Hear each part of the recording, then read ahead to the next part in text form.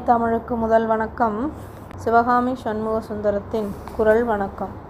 திருக்குறளை பற்றி சில தகவல்களை தெரிந்து கொள்வோம். திருக்குறள் தெய்வப்புலவர் திருவள்ளுவரால் எழுதப்பட்டது.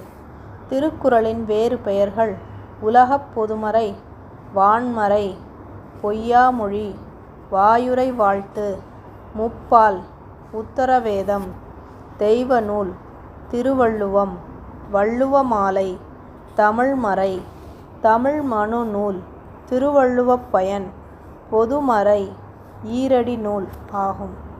திருவள்ளுவரின் வேறு பெயர்கள் பொய்யில் புலவர், முதற்பாவலர், தெய்வப் புலவர், நாயனார், தேவர், நான்முகனார், மாதானுபங்கி, சென்னா போதார், பெருநாவலர் ஆகும்.